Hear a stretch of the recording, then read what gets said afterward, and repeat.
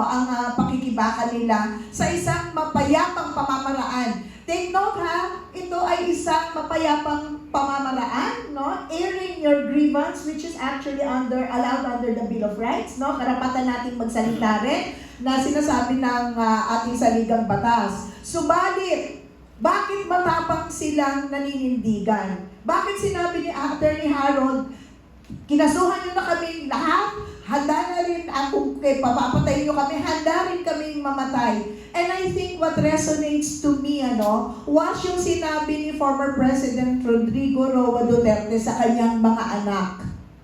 Sabi niya, hanapin ninyo ang inyong purpose. Find your purpose because I found mine already.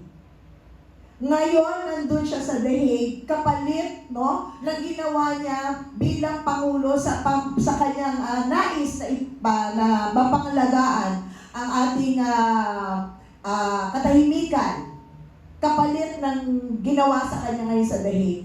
Ito, katulad nila Attorney Harold, na hindi natatakot. Bakit? Na magsalita pala. Bakit? Kasi alam nila na pagkatapos ng buhay nila dito, may isang mas higit na makapangyarihan na maghuhusga sa kanila.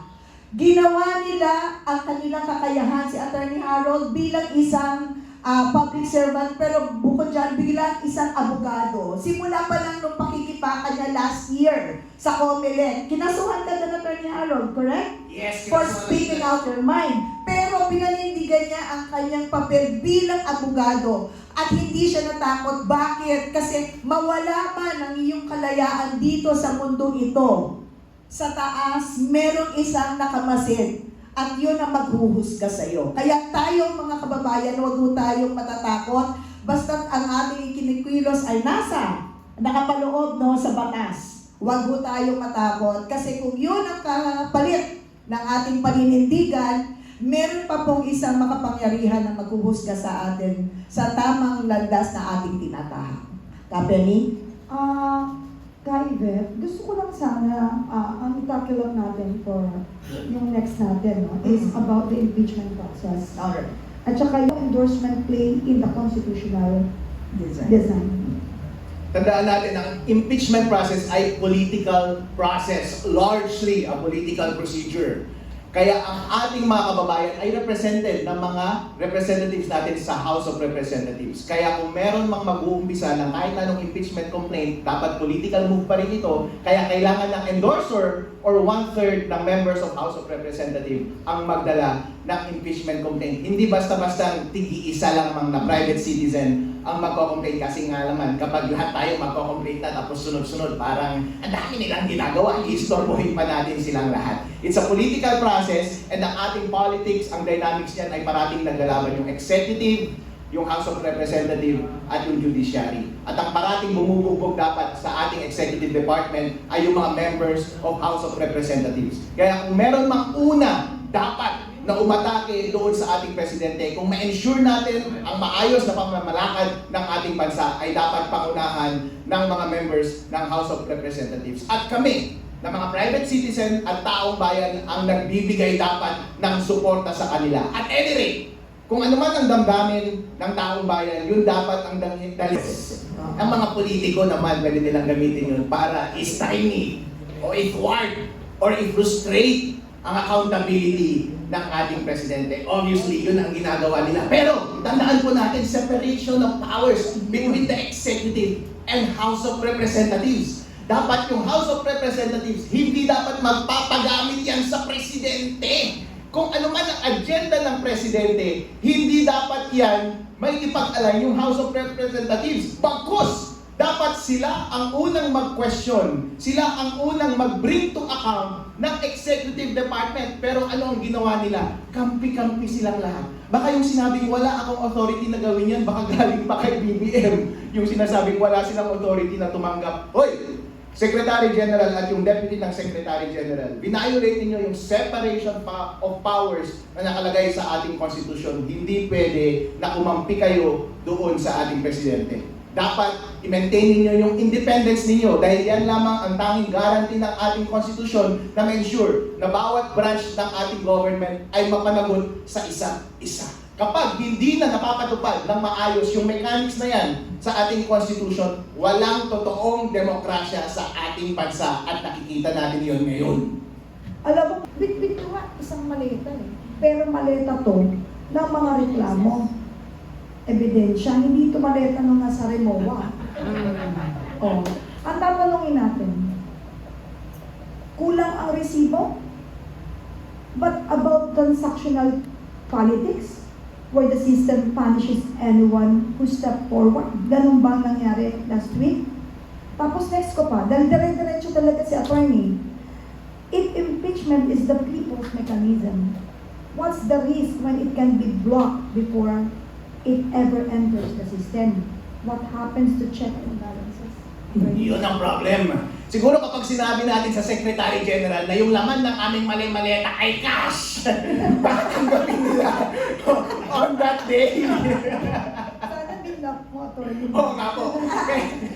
Kaya mahalaga na merong transparency sa ating government. Kaya nga, buti na lamang complainant ako at nag-live ako on that day at nakita nila yung kanilang kabulastugan. Hindi katulad na nangyayari sa ating mga ibang transaction sa gobyerno na una pa lamang lumalaban ka, ay, sir, bawal mag-video dito. Hindi po ako nag-consent sa video. Buti na lamang ang gagaling ng members ng aming impeachment team. Andun ka agad, nagsalita si Atty. Topacio, hindi pwede! Public official ka, performing public duty. Kaya lahat dapat ng ginagawa mo, nakikita ng public at wala kang expectation of privacy dito. Dapat makita ka live. Kapag hindi mo ginagawa ang tungkulin mo, dapat kang managot sa taong bayan. At yun yung nakita ng taong bayan. Na hindi tunutupad ng Secretary General ang kanyang trabaho, ang kanyang deputy, at lahat ng members ng House of Representatives, sila mismo ang kasabwat ng ating Presidente para i-frustrate ang mga democratic processes na nakasaad sa ating Constitution. Alam mo, kaya kita, susugan ko kasi after nun, ikaw na eh. Because you are the moderator. Kaso, medyo mahina po kasi yung connection ni Sir Rob nasa Malaysia. Gustong pumasok, pero hindi kinakaya. If impeachment is the people's mechanism, what's the risk? President at tyrant! Kapag hindi niya sinasagot or sinusunod ang damdamin ng taong bayan, isa lang ang ibig sabihin niyan. Inuuna niya ang kanyang sarili, pinoprotektahan niya ang kanyang sarili to the detriment of the public. Kanya mismong tinatalikuran ang kanyang obligasyon sa konstitusyon. Kapag hindi niya na pinagbibigyan na umandar ng maayos ang mga democratic mechanisms ng ating konstitusyon, panahon na mas lalo siyang matanggal sa kanyang pwesto dahil hindi niya na sinusunod ang mandato ng taong bayan. Ito, mas dangerous ito para sa kanya. Bakit?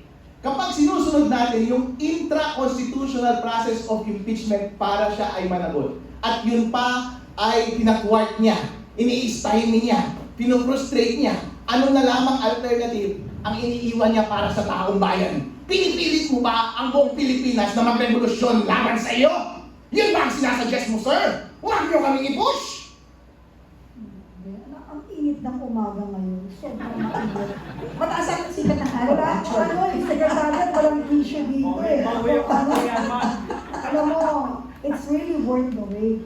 Pag attorney hawag mo. Let's talk to the supporters.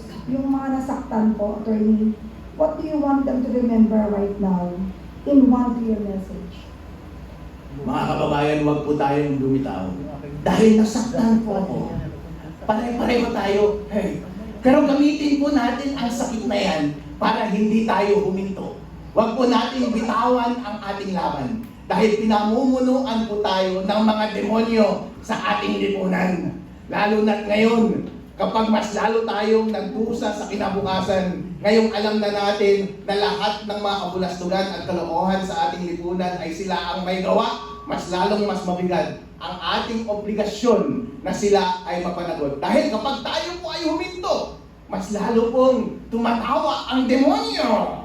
Kaya mas lalo po tayo dapat sumigaw at mag-participate. Huwag natin silang hintuan. Kaya kayo, Mr. President BBM, you had better think about it. ang taong bayan matapang yan. Hindi lang si Atty. Harold Crispino ang matapang. Hindi lang yung Magnificent Seven ang matapang. Hindi lang yung mga endorser namin ang matapang. Lahat ng Pilipino ay matapang. Mukha lang kaming matapang dahil kayo ay mga duwag. Kapag pinagtabi tayo sa isa't isa, sobrang tapang tuloy ng itsura namin dahil kayo ay mga walang itlog. I still have 3 questions.